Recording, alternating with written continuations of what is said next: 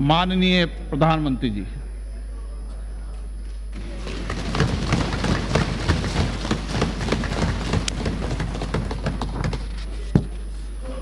माननीय अध्यक्ष महोदय, आज मैं आपके बीच देश के लिए बहुत ही महत्वपूर्ण और ऐतिहासिक विषय पर जानकारी देने के लिए विशेष तौर पर उपस्थित हूं। ये विषय करोड़ों देशवासियों की तरह ही मेरे हृदय के भी करीब है और इस पर बात करना मैं अपना बहुत बड़ा सौभाग्य समझता हूं। ये विषय श्री राम जन्मभूमि से जुड़ा हुआ है।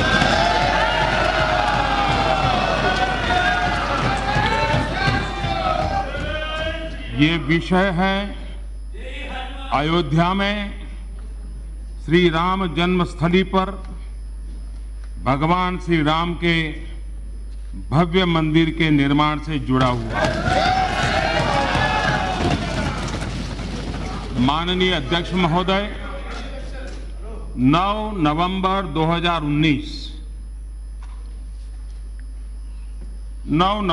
2019 को मैं करतारपुर साहिब कॉरिडोर के लोकार्पण हेतु पंजाब में था। गुरु नानक देव जी का 550वां प्रकाश पर्व था। बहुत ही पवित्र वातावरण था। उसी दिव्य वातावरण में मुझे देश की सर्वोच्च अदालत द्वारा राम जन्मभूमि विषय पर दिए गए ऐतिहासिक फैसले के बारे में पता चला था।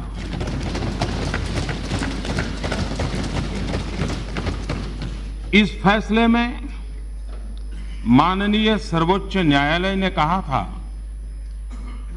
कि श्री राम जन्मभूमि के विवादित स्थल के भीतरी और बाहरी आंगन पर राम लला विराजमान का ही स्वामित्व है। माननीय उच्चतम न्यायालय ने अपने आदेश में ये भी कहा था कि केंद्र और राज्य सरकार आपस में परामर्श करके सुन्नी सेंट्रल वक्फ बोर्ड को 5 एकड़ जमीन आवंटित करें। माननीय अध्यक्ष जी, मुझे आज इस सदन को, पूरे देश को ये बताते हुए बहुत ही खुशी हो रही है कि आज सुबह केंद्रीय मंत्रिमंडल की हुई बैठक में सुप्रीम कोर्ट के आदेशों को ध्यान में रखते हुए इस दिशा में महत्वपूर्ण निर्णय लिए गए हैं। मेरी सरकार ने सुप्रीम कोर्ट के निर्देशानुसार श्री राम जन्मस्थली पर भगवान श्री राम के भव्य मंदिर के निर्माण के लिए और इससे संबंधित अन्य विषयों के लिए एक बृहद योजना तैयार की है। सुप्रीम कोर्ट के आदेशों के अनुसार एक स्वायत्त ट्रस्ट श्री राम जन्मभूमि तीर्थ क्षेत्र, ट्रस्ट का नाम होगा श्री राम जन्मभूमि तीर्थ क्षेत्र, श्री राम जन्मभूमि तीर्थ क्षेत्र का गठन करने का प्रस्ताव पारित किया गया है। ये ट्रस्ट अयोध्या में भगवान श्री राम की जन्मस्थली पर भव्य और दिव्य श्री राम मंदिर के निर्माण और उससे संबंधित विषयों पर निर्णय लेने के लिए पूर्ण रूप से स्वतंत्र होगा। माननीय अध्यक्ष जी, माननीय सर्वोच्च अदालत के आदेश अनुसार गहन विचार विमर्श और संवाद के बाद अयोध्या में 5 एकड़ जमीन सुन्नी वक्फ बोर्ड को आवंटित करने का अनुरोध उत्तर प्रदेश सरकार से किया गया। इस पर राज्य सरकार ने भी अपनी सहमति प्रदान कर दी है। माननीय अध्यक्ष जी, भारत की प्राणवायु में, भारत के आदर्शों में, भारत की मर्यादाओं में भगवान श्री राम की महत्ता और अयोध्या की ऐतिहासिकता से, अयोध्या धाम की पवित्रता से हम सभी भली भांति परिचित है। अयोध्या में भगवान श्री राम के भव्य मंदिर के निर्माण, वर्तमान और भविष्य में रामलला के दर्शन करने के लिए आने वाले श्रद्धालुओं की संख्या और उनकी भावनाओं को ध्यान में रखते हुए सरकार द्वारा एक और महत्वपूर्ण निर्णय लिया गया है।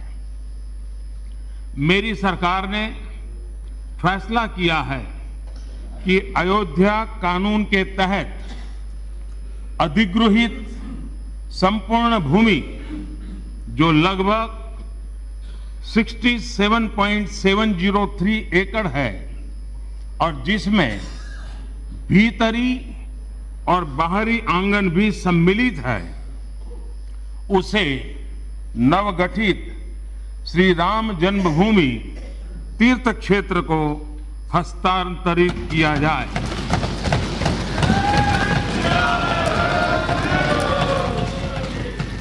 माननीय अध्यक्ष महोदय, 9 नवंबर को राम जन्मभूमि पर फैसला आने के बाद सभी देशवासियों ने अपनी लोकतांत्रिक व्यवस्थाओं पर पूर्ण विश्वास जताते हुए बहुत ही परिपक्वता का उदाहरण दिया था।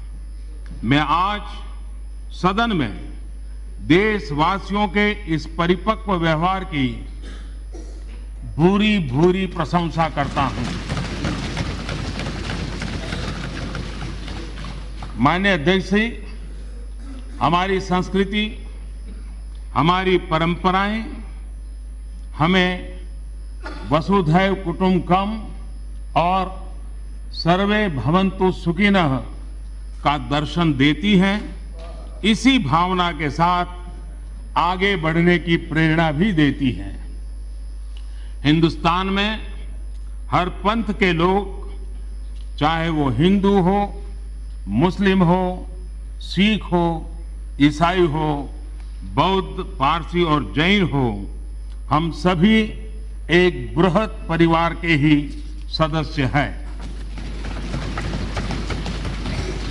इस परिवार के हर सदस्य का विकास हो, वो सुखी रहे, स्वस्थ रहे, समृद्ध बने, देश का विकास हो, इसी भावना के साथ मेरी सरकार सबका साथ, सबका विकास, सबका विश्वास के मंत्र पर चल रही है। आइए इस ऐतिहासिक क्षण में हम सभी सदस्य मिलकर अयोध्या में श्री राम धाम के जीर्णोद्धार के लिए, भव्य राम मंदिर के निर्माण के लिए एक स्वर में अपना समर्थन दें।